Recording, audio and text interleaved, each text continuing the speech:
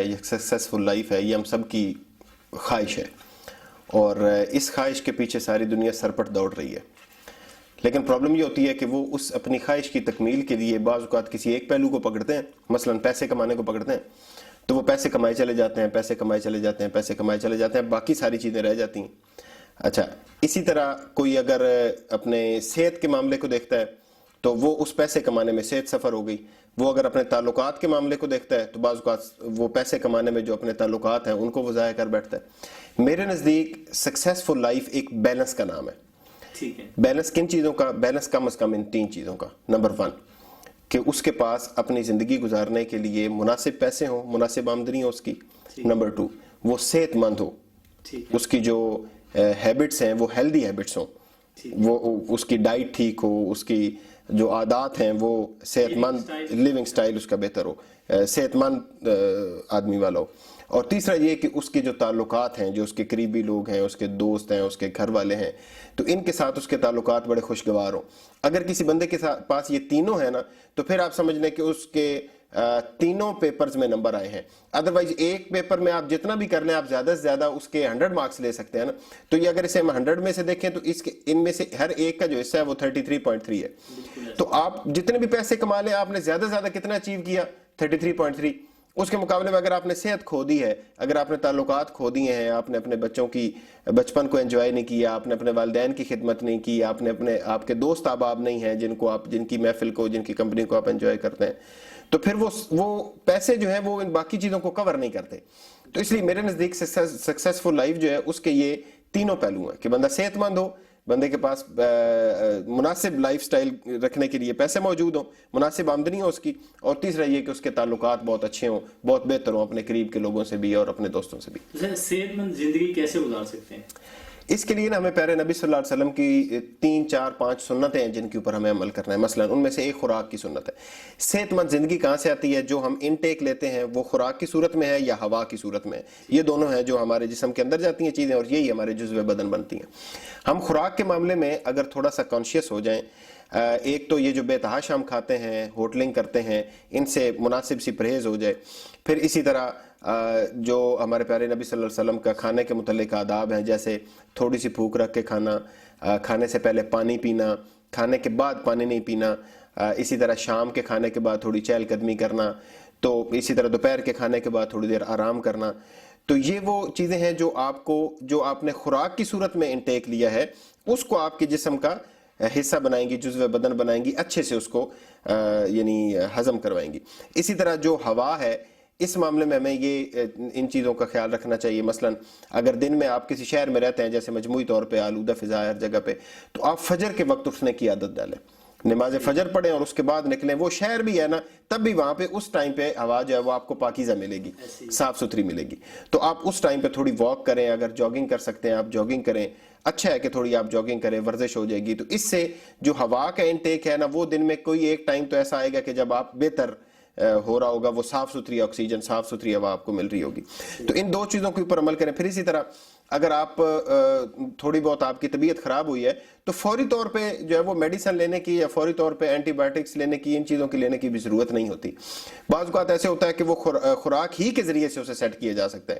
یعنی علاج بالغذا جو ہے یہ ایک پوری تھیوری ہے، پوری ایک سائنس ہے. اور ماضی میں جب یہ ہاسپٹل اور یہ ڈاکٹرز نہیں تھے تو لوگ کیسے علاج کرتے تھے؟ ایسے ہی کرتے تھے.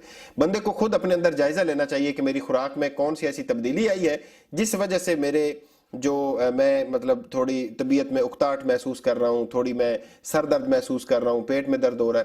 تو وہ خوراک کو ٹھیک کریں تو انشاءاللہ عزیز وہ ٹھیک ہو جائے گی، بہتر ہو جائے گی. صحیح.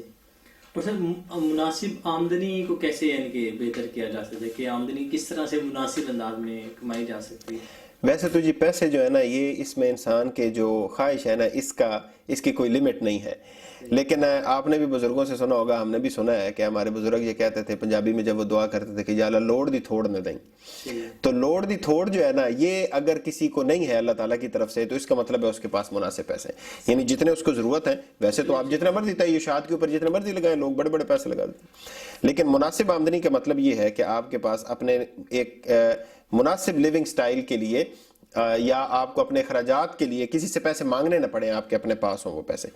اس کے لیے ضروری کیا ہے؟ اس کے لیے ضروری یہ ہے کہ آپ کوئی بزنس کریں، آپ اگر جاب بھی کرتے ہیں نا تو سوچیں کہ آپ کیا بزنس کر سکتے ہیں، کوئی چھوٹا موٹا اس طرح کا سیٹ اپ جو آپ کی اس ایگزسٹنگ جو انکم سرکل ہے اس سے تھوڑا ہٹ کے ہو.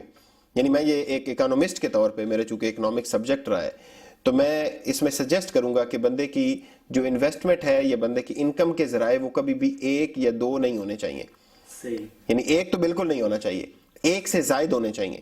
تھوڑی تھوڑی انکم ہے. یعنی میں یہ سمجھتا ہوں کہ اگر کسی بندے کو 1 لاکھ روپے ایک ذریعے سے آتا ہے نا تو اس سے بہتر ہے کہ اسے 10 ذرائع سے وہ 1 لاکھ روپے آئے. یہ اس سے زیادہ بہتر ہے.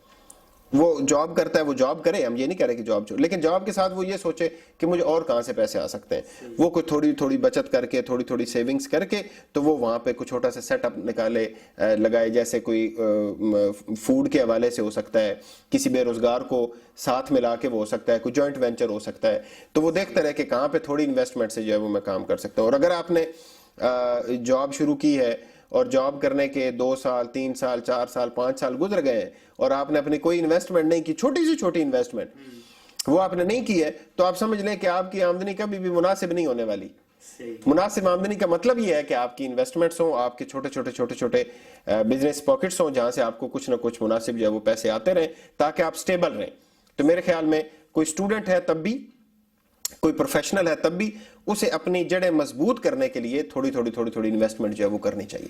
اسے آپ مناسب آمدنی کہیں گے. اور سر تعلقات کو بہتر کیسے کیا جا سکتا ہے؟ اس سے کیا مراد ہے کہ بہترین تعلقات ہونے چاہیے؟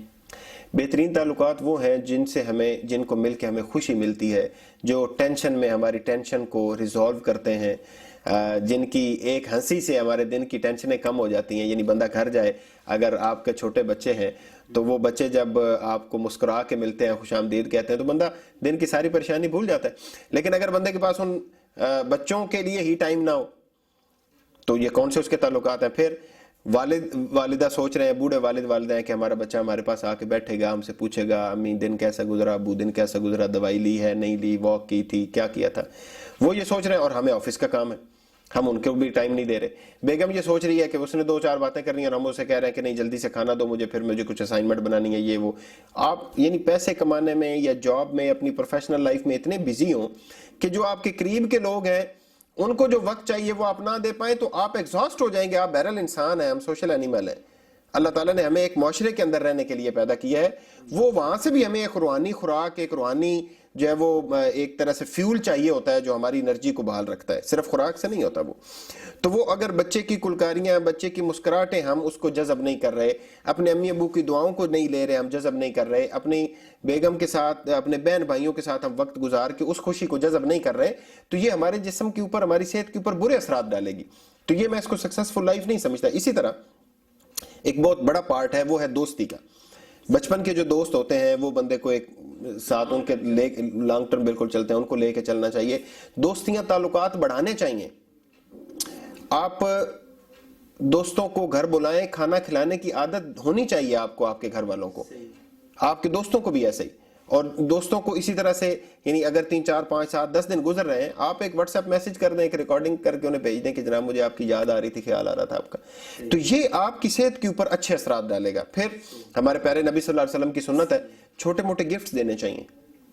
آپ کسی دوسرے شہر جائیں، واپس آئیں، آپ اپنے بھائی کے لیے گھڑی لے کے آئیں، آپ اسے کہتے ہیں بھائی میں نے وہاں پہ دیکھی تو مجھے لگا کہ آپ کی کلائی پہ بہت خوبصورت لگے گی. آپ کو اندازہ نہیں کہ اس کے، اگر حضور نے فرمایا تو ظاہر ہے ایک تو وہ چیز ہے جو ہمیں نظر آ رہی ہے سامنے، کچھ ایسی بھی چیزیں جو اس کے کچھ ایسے بھی فوائد ہیں جو ہو سکتا ہے ہماری نظر سے پوشیدہ ہو، تو حضور نے فرمایا تو بالکل اس کے اثرات ہوتے ہیں. بیگم کے لیے آپ کو چھوٹی موٹی چیز، آپ ایون اس کے لیے کلپ لے کے آ گئے، آپ کو پونی لے کے آ گئے، آپ اس کے لیے کوئی پھول لے کے آ گئے، تو یہ بھی اس طرح ویلیو رکھتا ہے. بچوں کے لیے تو بہرحال ہم چیزیں لیتے ہی رہتے ہیں، والدین کے لیے اسی طرح سے، دوستوں کے لیے تحائف کا تبادلہ بالکل ہونا چاہیے. اس سے بھی آپ کے تعلقات جو ہے وہ بہتر رہیں گے.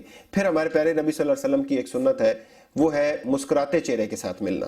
تو مسکراتے چہرے کے ساتھ سب کو ملنا چاہیے، اسمائلنگ فیس کے ساتھ سب کو ملنا چاہیے. وہ آپ کے جنرل تعلقات کو بہتر کرے گا.